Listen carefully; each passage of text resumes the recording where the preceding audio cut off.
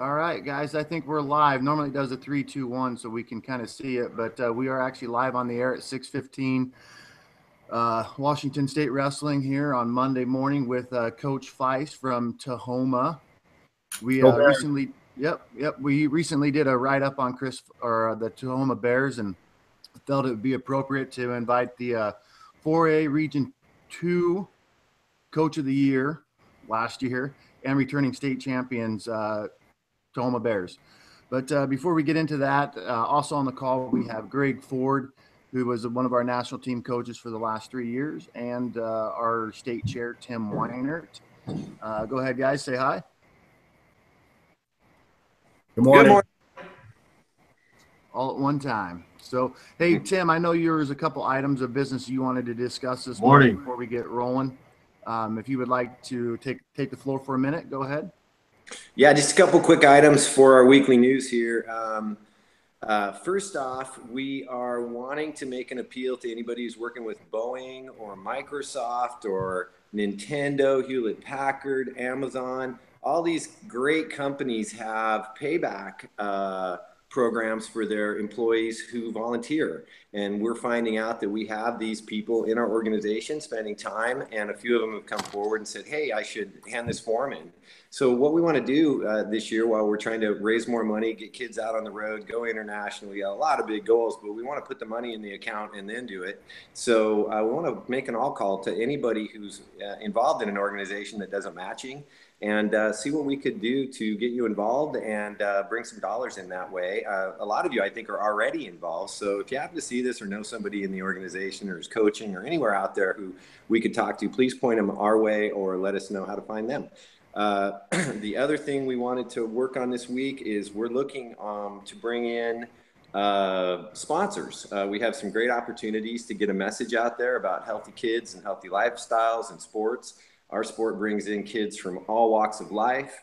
We have handicapped kids who participate in our sport. We have every different demographic is representative, and we want to bring some organizations in who want to get behind that. We have things like the Tacoma Dome sign that flashes to 210,000 cars a day, that we get with our state tournament that goes on for 4 weeks. We're talking about tablecloths and other places where we could put media, and we're looking for sponsors. So again, we have a lot of people in our organization. Some of you are involved in organizations that might take an interest in our message and our opportunity, and you could make a big difference by letting us know or contacting us. So that's it for me. Thanks, Justin.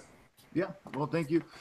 So we're going to go right into the podcast. Some other big news on the front for Washington State Wrestling. This last year, I had the opportunity to work with people like Coach Feist and Ed Hawthorne and Steve Losey and a handful of other people in presenting to the Pierce County Junior Wrestling League over there in Pierce County. There's 20 teams with about 1,700 athletes that wrestle in their little league. And we had the opportunity last year to present with Tony Black and USA Wrestling.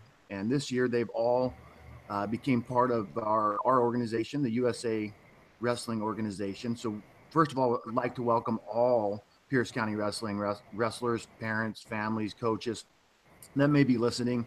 I think it's a great transition. I know, Chris, you're particularly pretty excited about it because it brings somewhat a sense of unity, or what do you call it? A segue from your little program all the way up to your high school program. But what are your thoughts? Because I know you guys run the Junior Bear program out of that league. Yeah. First off, I'm a huge supporter of USA Washington Wrestling,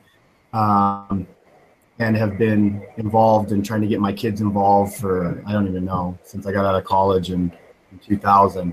And when we moved to Maple Valley, I realized we had this really cool organization, the Maple Valley Junior Bears. It used to be the Wolf Pack. It was the Matt Rats before that. And as a member of the Pierce County Junior League, they didn't have to have a USA card.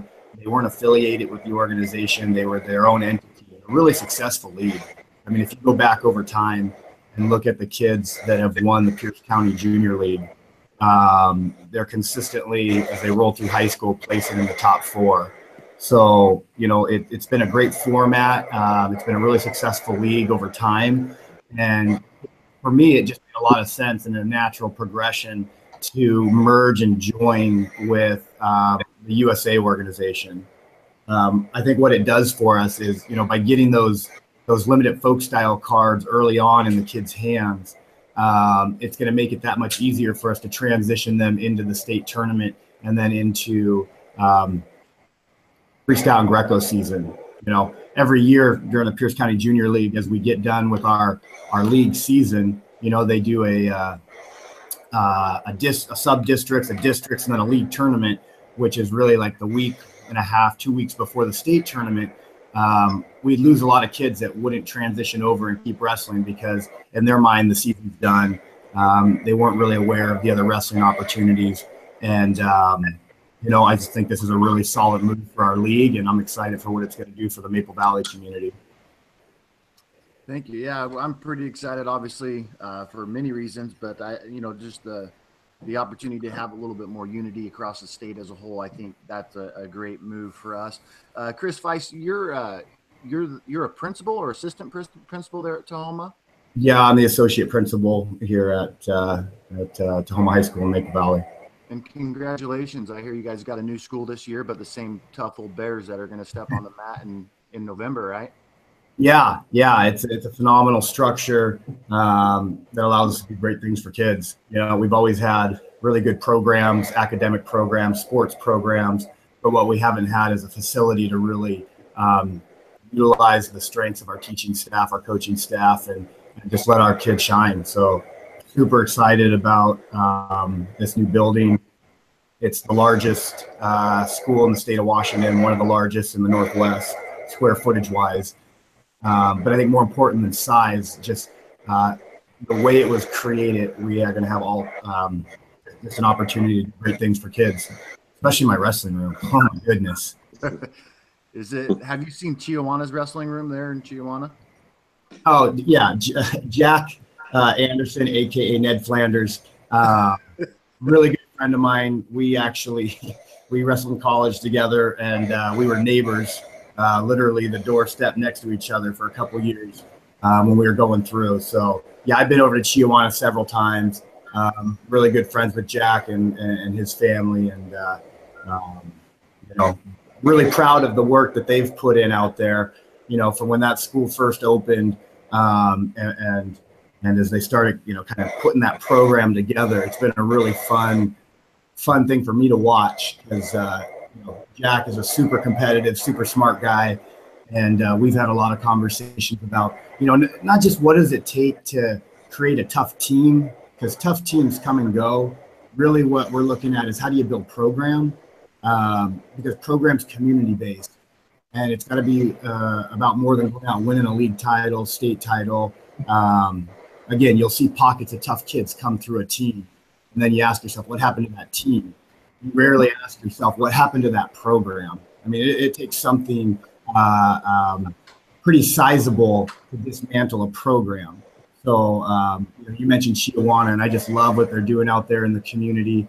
And you see it on the mat. I was calling it 6 years ago, and I saw what he was doing with his junior wrestling program before those kids even hit high school. And I said, hey, they're coming. And you watch it for the next couple of years. The Riverhawks are gonna make some noise. Yeah. How does your wrestling room compare to theirs, though? Just out of curiosity, because I compare everybody to Jack's Coach Anderson's wrestling room because I think it's one of the best in the state. So when you say how does it compare, you're referring to the structure, not the what we do inside the room, correct? Correct. Because I don't know if I can make the comparison of what we do inside the room, Jack, but you got a real nice room, guy. It doubles as their weight room, so really it's a multi-purpose space. Yeah. It's the size of a small gymnasium, and that comes with pros and cons. We moved out of an old gymnasium. It was a little bit drafty. It was a little bit big. It had a theater in it. People are up there on the stage at times. What the Bears have transitioned to is a designated wrestling space. Wall-to-wall mats, pull-up bars, and probably I think the thing I'm most excited about is natural daylight. We're no longer in a dungeon. We've got windows and doors, wall-to-wall, above where the wrestling is, so we can let the natural light in, because you know what it's like. You go to a morning practice, you go to afternoon practice in the winter, and all of a sudden you step outside and it's dark and you've never seen daylight. And that's just not good for the soul, man. So we're gonna let our light shine. Well, I know. I think a lot of us have kind of speculated this year. I mean, we wrote this article up with you and Doug last week. I think we posted it. We had about 1,400 views, and I know a lot of people have been kind of wondering, what is it going to take Tahoma this year to repeat as our state champs? I know you and I have had a couple of discussions about this upcoming season, some teams to look out for. You got the Lake Stevens, you got Meade, Moses Lake, and some other team I can't remember, but Curtis. Oh, South Kitsap too. But I don't know. What are your thoughts on that? And then I'm going to kind of let. Curtis. Yeah, I don't. Yeah, Curtis. But I know Greg had some questions for you too. But I was going to ask you, what do you think it's going to take coming into this season to get back on top of that podium? Yeah, there's a lot of factors that go into to winning at a high level consistently, obviously. And I think every good program, the ones that you just mentioned, for example, in the state, have a system that they use dialed in. That's important. They've got relationships with kids and families. You got to have trust in leadership to really accomplish anything lofty. But for us, I think most important is we re-examine who we are and who we're trying to become. And when you get a group of young men to buy into a unified purpose, the winning is going to take care of itself. And ultimately, once you have a good system of wrestling established, you develop trust within your small and your large community. For me, it comes down to purpose. What is it we're trying to do each day? It's got to be about more than drilling hard and winning a state title. If that's all it is, you're not going to get the best out of each kid because the season's too much of a grind and it's too long and you lose sight of that long-term goal. But if you can renew purpose each day, connect it to who we're trying to be long-term, that's when we get kids to really push themselves, At the end of the day, right, there's 16 kids that are walking into the dome to win a state title and only one's going to do it. So, I mean, you could chase that goal. That's not a dream or a purpose, that goal. You can chase that your whole high school career and never obtain it. But if you keep your eyes open and connect it to the bigger purpose on what we're doing, that gets you excited each day for practice. That gets you excited for school and eventually, you carry that over into what you're doing in life, right? Like my purpose is to be a better husband and a father and a leader every day. That gets me out of bed. That gets me jacked up, right? So, my goal isn't to walk in here and be the best assistant principal in the state of Washington. I'm gonna take a sick day on that one. So ultimately, to answer your question, what are we gonna do? We're going to get our kids working hard as always, but most importantly, we're going to preach Tahoma style, not just wrestling, but life, and help these kids define what their purpose is and how they connect to who we are as athletes for Tahoma High School, and more importantly, for the Maple Valley community. Sorry, I rattled on for a while there, but what it is.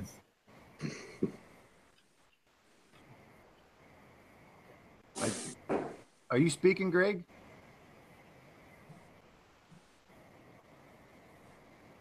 You're up, Greg. All right. I think Greg's mic's either on mute or his internet's lagging. Yeah. Well, that's fine. Well, Chris Feist, real quick, I know Greg wanted to talk to you a little bit about some of your athletes that you have coming up. I mean, if you could take 4, just for the sake of time, I know you got to get to class. My kids are getting ready to run to hit the bus to get to school. But let's talk about 4 of your kids. Actually, last year you guys kind of struggled at 106 a little bit, right? Depends on what you mean by struggle. Well, you didn't have anybody at the regional or state tournament, correct? Okay, yeah. We didn't have the experience or the depth to compete at a regional or state level in a flyweight. But, there's 14 weight classes, and we're not concerned about leaving someone home when we're able to double up elsewhere. And that's kind of been our pattern over time, is that we'll identify an area of growth, like 106 for us, where we've got some kids that we're training up and getting the experiences they need. And notice that, okay, we might not have a kid there, but we've got 3 kids fighting for a spot at 145, and we think all 3 of them can place. So really it's about looking at what tools you got in your box and making the most with that. So yeah. Well, this year at 106, you should have some pretty tough kids or pretty decent kids, won't you? With Braden and Parker. Yeah. Those are a couple of kids we identified. One's an incoming 9th grader in Parker, and Parker Boynton, and Braden Swank was a freshman for us last year. And again, kids that have gone through Pierce County Junior League. We'll jump on here for a little bit, Chris. But what's that? Hello? Yeah, we've got a couple of kids at 106 that are going to be tough for us. You guys hear me? Yeah, I'm with you. Yeah, can you hear me? I got you.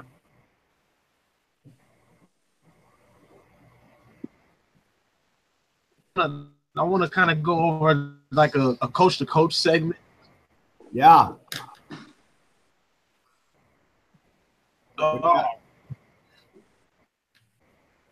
Greg, I think we're just going to go without your there's such a lag there. It's worse than the first time.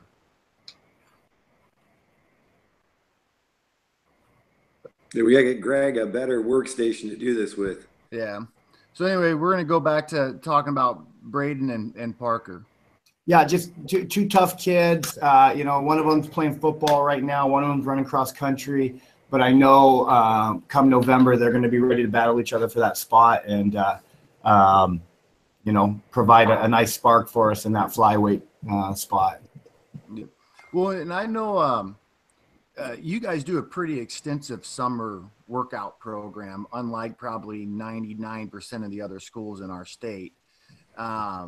Just talking last night about some of the things that you're wanting to do with the bread and butter with Tim Mason over here in the Spokane area and whatnot. Did the majority of your kids actually do a majority of your kids actually buy into this summer program? And then do they, obviously I believe they do because you guys are always one of the top dominant schools there, but what are some of the things that you guys do there at Tahoma during the summer besides just a wrestling camp here and there with Mark Sprague? Yeah. Our summer series is set up to give a kid an opportunity to get anywhere from 30 to 50 matches, depending on how much of the schedule they're able to put on their calendar, right? So, I stepped away from coaching national teams about 5 years ago. It was deliberate and by design because, one, I love my wife. And after the third baby, she gave me a look like, "You're going where? Margot who?" And I say, "Yeah, you're right." But in all seriousness, it also gave me a chance to look at what are the things I could be doing with whole squad rather than the partial squad. I've always got a handful of kids that can compete with our national team and train with our national team. But the Braden Swanks of the world and the little Parkers, those young kids that are coming up and trying to find their way and figure out just how to wrestle. We put together a summer schedule to support those kids. And really what it turned out doing is supporting our whole team. So, we'll kick off the year right when school gets out with a camp that we host. Last year we brought in Valencia and Connor Small from ASU. And, we get done with 4 days of that. We host duels where we bring in teams from the SPSL to start off our competition series. And then we're down to Oregon State. Love Oregon State. They do a great job of hosting summer duels. We get a chance to go into the OSU wrestling room every night and work out with different college guys. After that, we generally take a couple of days off, head down to the coast for the Ilwaco summer duels. We'll do a Friday, Saturday, Sunday down there, jump in the vans, head over to Pasco, do a Monday, Tuesday, Wednesday there, come home, wash some laundry, and then head up to Edmonds Woodway to cap it off.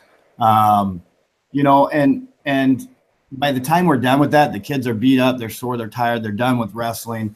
But again, a kid can get an opportunity, you know, a kid has an opportunity to get anywhere from 30 to 50 matches in. And you know, they're not always high caliber wrestling, Fargo level matches. Rarely are they, but what they are is more opportunity to put your foot on the line, to slap someone's hand and have someone keep points as you compete. And, you know, what I found is a kid coming in from a middle school that maybe hasn't run the club series for the past 2 years might be walking into your room with 8 to 12 matches under his belt total. So we've got some ground to make up in regards to what it's like to compete. And you know, the more mat time, the better you are. So we try to squeeze as much in as we can. What I didn't realize was going to be a huge byproduct of that is the sense of family that we create doing it. You know, we spend a solid 5 weeks together, traveling, competing, having fun. And those kids leave knowing each other better than when we started. It's been a real win for us, but we're looking to change some things up a little bit this year. And, you know, you mentioned, you know, the bread and butter camp over there in Spokane. And gosh, you know, Coach Mason, great guy. I had a chance to sit down and talk with him this weekend. Our club hosted Mark Sprague and his Cobra crew for some leg attack camps for the last 3 days. And Mason brought like 17 of the Big Cat boys over. Go Big Cat, rawr. Love those boys out in Meade, right? What's up, Phil? We're coming, buddy. But he brought a bunch of his Big Cat boys over, and they're training with our Bear Claw kids. And as I started having a conversation with, you know, Coach Mason about purpose and vision and what it is we want, not just as coaches, but as community leaders. The more I heard about his camp, I realized, gosh, that's it for our summer series. You know, I'm looking for an opportunity to have my high school kids be more than just wrestlers. And one of the things I love to see them do is mentor our youth wrestlers. Tonight, I'm hosting a youth clinic for our Pierce County Junior League signups, and we're going to get those high school kids in there, signing kids up at the door, you know, hanging out with the kids, stretching with them, rolling with them, playing dodgeball with them, getting to meet the team, signing our posters, promoting our duels. And it's such a cool thing to watch these big kids interact with these little kids. So as I'm talking to Coach Mason, he's explaining, yeah, this bread and butter camp, we got zip lines, we got water park, we got it all. We got a paintball field. I'm like, what? Paintball field? I want to shoot some of my kids. Paint. But most importantly, he's got top college level clinicians coming in and coaching Washington kids. So for me, that light bulb went off. This is another opportunity to align program, to promote community, and to get my high school kids in a mentor role. So I called up our Pierce County Junior League director that day, or not Junior League, but our Junior Bears director, and said, hey, at signups, we're talking about bread and butter. We're going to put a goal on the table that we're going to take 25 kids from each program, junior program, middle school program, high school program, and we're going to roll deep to Spokane this summer. And what a great opportunity for now a community of wrestlers to spend time together. So these little kids can start to see early on what a Tahoma Summer Series looks like. And we can talk to them about, yeah, when we get down here, we're jumping in the cars and we're heading down to duels, and then we're going to Pasco. And gosh, guys, come watch us next year. That's what I'm jacked up about right now. It's one of my big goals this year is promoting community program and finding smooth transitions for youth wrestlers to not just become a Bear by the time they hit 9th grade, but to be thinking about it in 2nd grade, to be longing for it, to be looking at those kids in my high school room as heroes, and just to be excited about Tahoma wrestling. So, well, Chris, I got like 3 more questions. I'm going to kind of keep it short so we can wrap this up. But real quick, you mentioned on, you know, we're coming for you, Phil.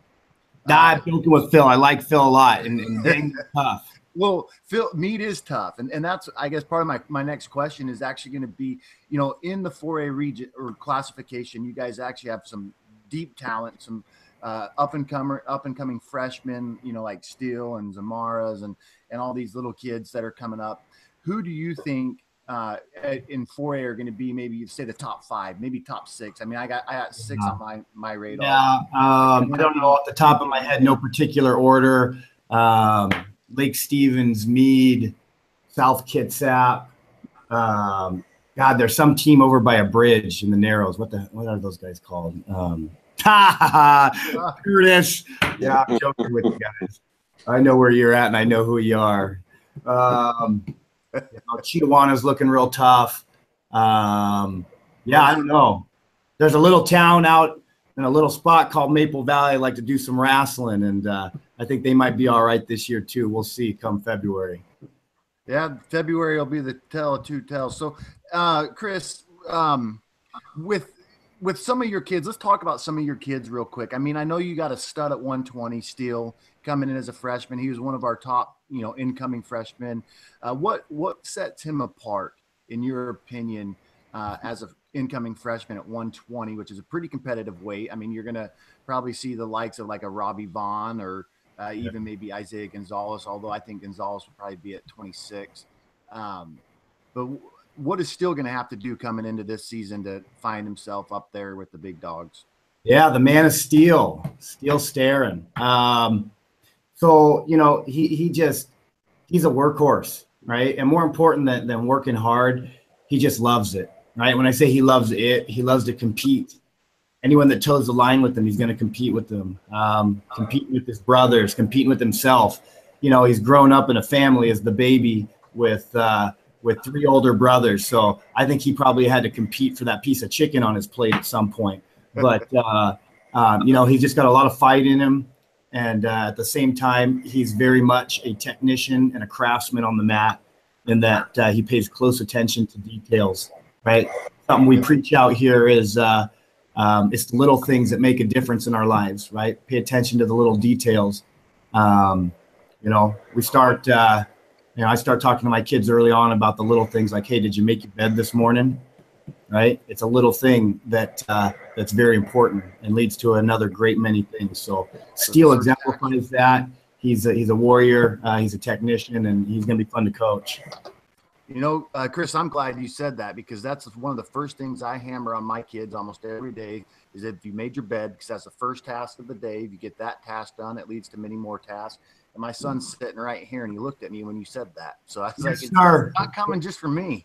Hey, if you guys haven't read Admiral McCraven's book yet, Change the World Through the Little Things, How to Change the World by Make Your Bed, please get it. It changed my life. It's changed my family's life, and I'm preaching it, right? I'm preaching it to every kid that walks in my room, and right now I'm preaching to WSWA.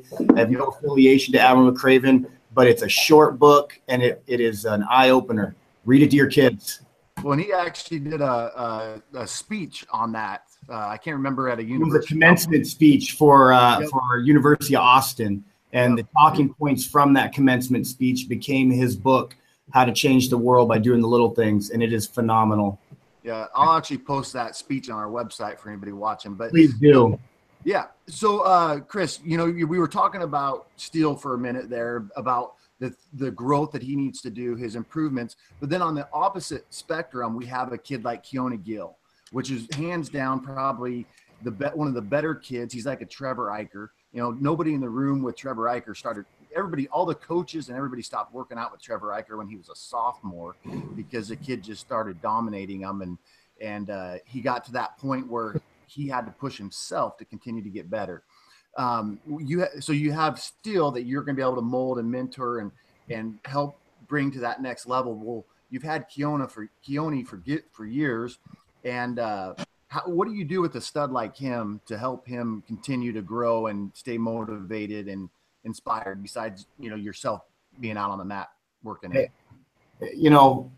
Molding and mentoring and inspiring doesn't stop when you turn 19 and you leave high school, right? I'm constantly in search of mentors, and I'm 40 years old, right? So when I don't look at them as freshman, sophomore, junior, senior, I look at them as young men, and they have different strengths and they have different needs, and you identify what those things are, and then you mentor accordingly. And, Keone and I are working on a skill set right now that's going to help him chase down his goal of getting a second state title, but we're spending time talking about his purpose as a man, and what that looks like to support him going on to be a college athlete, and what are the things that we need to take care of in-house right now to put him in the best position to be where he wants to be, not in February, but in 10 years as a husband and a father, and as a business owner. That's awesome. Yep, I love your philosophy in coaching, Chris. I just talking to you here in this little episode. My last question that I have, well, actually, I have two more questions for you. But my last question is, you got a kid on your 138 that's a junior. His name's Jacob Vanderwall, AKA Butters. but Butters, Mullet in the state. Why the nickname Butters? Or is it appropriate to talk about on this podcast? No, it's totally appropriate. I didn't know for the longest time. I thought it was because the kids thought he was like slick and greasy out on the mat, but that wasn't it at all. There's a character on South Park, I believe, named Butters. And as an 8th grader, his buddies started razzing him a little bit, calling him Butters, and it just stuck, man. It's one of those things where you get a nickname sometimes, and I kind of gave it a huh, and then ever since then we just call him Butters. So. Nice. All right. Yeah. When we did the write up and we were posting that, that for some whatever reason stuck out. I'm like, why did they call this kid Butters? And we have to put it in this report. But my last question for you, then I know you got kids getting ready to come. You touched on it before. 5 years ago, you were on the national team circuit with WSWA, going to Fargo, going to duels. You have some younger kids yourself getting ready to come back up in the scene. When will we expect to see Coach Feist back taking this philosophy that I absolutely love about mentoring these kids for a lifetime and helping them become business owners and chasing their dreams, and not just a one-time, 2-time state champ and then ending it? But we need more people like yourself on these national teams working with kids like, the Adrian St. Germains, the Trent Bonds, so on and so on.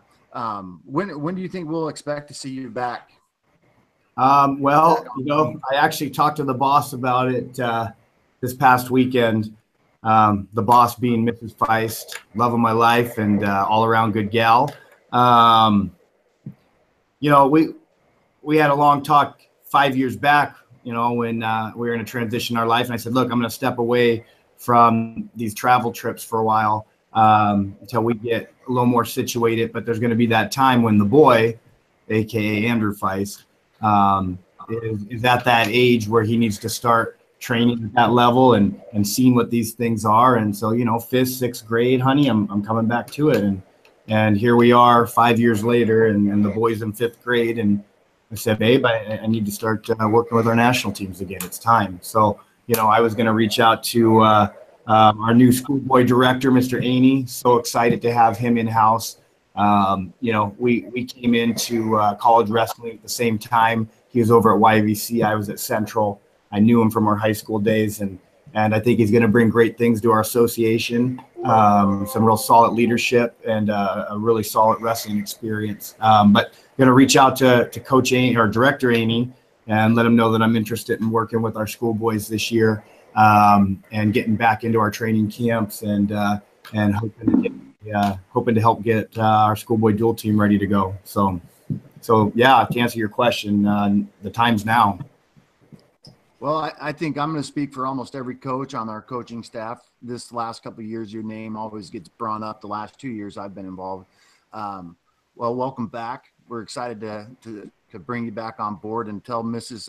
Feist, or Boss Feist, that we're very grateful that she's letting you step back. My son's about your son's age, so I know he's been over to your camp before last year, and he has his little plaque that you gave him or his little whatever, certificate, hanging on his wall. So I'll have to get him back over there, even though it's a 5.5 hour, 6 hour drive. But if you guys are coming to Spokane, least we can do is come over and visit you guys once or twice for one of your camps coming up. But Chris, I want to thank you for your time. I know you got a busy day, and we had to wake up super early to make this happen today. And Tim and Greg, thanks for joining us. If you guys have any discussions along these lines, feel free to post a thread on YouTube, like our channel, subscribe to our channel. We'll get this on our Facebook page as well. And please share, like, and do everything else. So Chris, thank you so much for your time today. And we will talk soon. You bet, guys. Have a great day. Go Bears. Yes, sir. Hey, Justin, Go call just the real Indians. quick, we wanted to mention what we were going to do for next week with the top girls. Top 15 incoming, or top 15 female athletes. And our And guest is? We'll be joined with Renee Torres and Andy Cook. There you go for next week. Thanks, Justin. Yep. Have a great week.